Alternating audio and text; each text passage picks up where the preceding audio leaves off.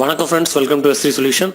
நம்ம இன்றைக்கி என்ன பார்க்க போகிறோம்னா, டிஎன்பிசி குரூப் 4 2019 கவுன்சிலிங்கில் டைப்பிஸ்ட் அண்ட் செவன் டைப்பிஸ்ட் எல்லாம் அப்பாயின்மெண்ட் ஆர்டர் வாங்கியிருப்பீங்க, அலாட்மெண்ட் ஆர்டர் வாங்கியிருப்பீங்க. அலாட்மெண்ட் ஆர்டர் வாங்கினதுக்கப்புறம் அப்பாயின்மெண்ட் ஆர்டர் எப்போ வரும், ப்ரொபிகேஷன் பீரியட், அதை பற்றிலாம் கொஞ்சம் பார்க்க போகிறோம். அதுக்கு முன்னாடி சேனலை சப்ஸ்கிரைப் பண்ணாதவங்க சேனலை சப்ஸ்கிரைப் பண்ணுங்கள். ஃபர்தர் அந்த வீடியோஸை உங்கள் ஃப்ரெண்ட்ஸுக்கும் ஷேர் பண்ணுங்கள். வாங்க நம்ம என்ன நடக்க போகுதுன்னு பார்க்க போகிறோம். வாங்க என்னென்ன பார்க்கலான்னு இந்த வீடியோஸில் வந்து பார்த்தீங்கன்னா இந்த மாதிரி பார்க்க போகிறோம். எப்படின்னா, appointment order, probationary period, departmental exam, pay scale, இதை மட்டும் இந்த வீடியோஸில் நம்ம பார்க்க போகிறோம்.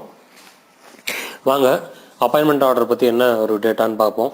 அதாவது அப்பாயின்மெண்ட் ஆர்டர் பொறுத்தவரைக்கும் இப்போ கேட்ட வரைக்கும் பார்த்தீங்கன்னா இன்னும் வந்து ப்ராசஸ் ஃபுல்லாக கம்ப்ளீட் ஆகலை. சரிங்களா? ஸோ ப்ராசஸ் வந்து பார்த்தீங்கன்னா இந்த வீக்கில் நடந்தால் தான். நெக்ஸ்ட் வீக்கில் மேக்ஸிமம் லீவ் இருக்குது. சரிங்களா? ஸோ நெக்ஸ்ட் வீக்கில் நிறையா லீவ் இருக்குது.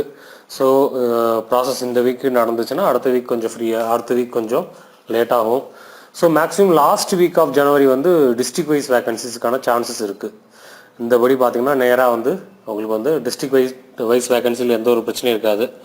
ஏன்னா டிஎன்பிசி வந்து கன்சர்ன் டிபார்ட்மெண்ட் கொடுத்தோன்னா கன்சர்ன் டிபார்ட்மெண்ட் டேரெக்டாக டிஸ்ட்ரிக்ட் வைஸ் வேகன்சிஸ் கொடுத்துரும். ஸோ அவங்க டிஸ்ட்ரிக்ட் வைஸ் வேகன்சிஸுங்கும் போது எல்லாத்துக்கும் கம்மியாக தான் இருக்கும். ஸோ அவங்களுடைய ஒர்க்கை வந்து ஸ்ப்ளிட் பண்ணி கொடுக்குறனால கொஞ்சம் சீக்கிரமாகவே டிஸ்ட்ரிக்ட் வைஸ் வேகன்சிஸோட அப்பாயின்மெண்ட் ஆர்டர் சீக்கிரம் வரதுக்கான வாய்ப்பு இருக்குது. மற்றவங்களுக்கு ஃபஸ்ட் வீக் ஆஃப் பிப்ரவரி வரதுக்கான வாய்ப்புகள் இருக்குது, எந்த ஒரு இன்டர்ஃபர் இல்லாமல் இருந்தால். சரிங்களா? ஏதாவது ஒரு இன்டர்ஃபர் இருந்துச்சுன்னா டிலே ஆகிறதுக்கு வாய்ப்பு இருக்குது. மேக்ஸிமம் ஃபஸ்ட் வீக் ஆஃப் பிப்ரவரியில் கொடுக்க ஆரம்பிச்சிடுவாங்கன்னு நினைக்கிறேன். அதுக்கப்புறம் பார்த்தீங்கன்னா எல்லாத்துக்குமே என்ன ஒரு சந்தோஷமான விஷயம்னா, மேக்ஸிமம் ஓன் டிஸ்ட்ரிக்ட் கிடைக்கிறதுக்கான வாய்ப்பு இருக்குது. ஏன்னா இதே சுச்சுவேஷன் பார்த்தீங்கன்னா 2016 அப்பாயின்மெண்ட்லேயும் வந்துச்சு. 2016 அப்பாயின்மெண்ட்லேயும் மேக்ஸிமம் வந்து ஜாயின் பண்ணவங்க எல்லாத்தையும் கேட்டு பார்த்தீங்கன்னா தெரியும், அவங்களுக்கு ஸ்டேட் வைஸ் வேகன்சிஸில் வந்து அவங்க என்ன டிபார்ட்மெண்ட் கேட்டாங்களோ அதுவே மேக்ஸிமம் கிடச்சிருச்சு. அதுவும் இல்லாமல் அட்ரஸை டிபெண்ட் பண்ணி அவங்க என்ன அட்ரஸ் கொடுத்துருக்காங்களோ அதை டிபெண்ட் பண்ணி அது பக்கத்தில் தான் போட்டாங்க. 90%, 95% வரைக்கும் நேர போட்ஸ். ஏன்னா வேக்கன்சி இல்லாத பட்சத்தில் கொஞ்சம் தூரமாக போட்டாங்க. மேக்ஸிமம் எல்லாத்துக்குமே 2016 அப்பாயின்மெண்ட்டில் வந்து அவங்க கேட்ட லொக்கேஷனே கொடுத்துருந்தாங்க.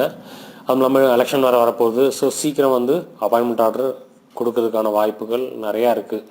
ஏன்னா எலெக்ஷன்ஸ் வந்துருச்சுன்னா அதுக்கு அப்பாயின்மெண்ட் ஆர்டர் கொடுக்க முடியாதுங்கிறனால அவங்க வந்து எலெக்ஷனுக்கு முன்னாடி கொடுக்கணுங்கிற ப்ராசஸில் சீக்கிரம் வந்து உங்களுக்கு அப்பாயின்மெண்ட் ஆர்டர் வர்றதுக்கான வாய்ப்பு இருக்குது. சரிங்களா? அதை தான், அந்த இன்ஃபர்மேஷன் தான் நீங்கள் கொடுக்கணும்னு நினச்சேன். அதுக்கடுத்து பார்த்தீங்கன்னா ப்ரொபிகேஷன் பீரியட், அதாவது நீங்கள் ஜாயின் பண்ணதுக்கப்புறம் பார்த்தீங்கன்னா ப்ரொபிகேஷன் பீரியட் என்ன சொல்லியிருக்காங்கன்னா, every person appointed to the post shall from the date on which he joins duty be on a probation for a total of 2 years on duty within a continuous period of 3 years. அதாவது உங்களுடைய ப்ரொபிகேஷன் period 2 வருஷம். அந்த 2 வருஷத்தை 3 வருஷத்துக்குள்ளே complete பண்ணணும். ஒரு சில leave எடுத்தாலும் சரி, அந்த ப்ராசஸ்லாம் வச்சு பார்க்கும்போது 3 வருஷத்துக்குள்ளே அதாவது 3 வருஷத்துக்குள்ளே நீங்கள் ப்ரொபிகேஷன் பீரியடான 2 வருஷத்தை கம்ப்ளீட் பண்ணணும் அப்படின்னு சொல்லியிருக்காங்க. இதுதான் ப்ரொபிகேஷன் பீரியடோட ரூல். சரிங்களா? 3 வருஷத்தை 2 வருஷத்தை 3 வருஷத்துக்குள்ளே கம்ப்ளீட் பண்ணணும். சரிங்களா?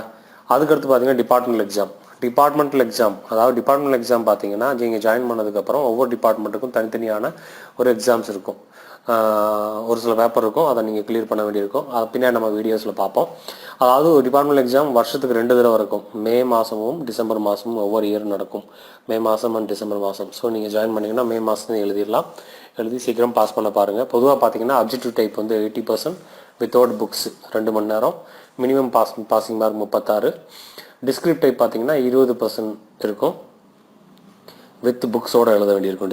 டிஸ்கிரிப்ட் டைப் வந்து டோட்டல் டைம் வந்து 30 minutes, மினிமம் பாஸ் வந்து 9. மொத்தம் பார்த்தீங்கன்னா 100 மார்க்ஸ்க்கு 45 மார்க் எடுத்து பாஸ் பண்ணணும். டிபார்ட்மெண்ட் எக்ஸாம் ஏன் இம்பார்ட்டன்ட் அப்படின்னு பார்த்தீங்கன்னா, நீங்கள் வந்து நெக்ஸ்ட் ப்ரொமோஷன் ஆகிறதுக்கு கண்டிப்பாக டிபார்ட்மெண்ட் எக்ஸாமில் நீங்கள் பாஸ் பண்ணால் மட்டும்தான் நெக்ஸ்ட் ப்ரொமோஷன் உங்களுக்கு கிடைக்கும்.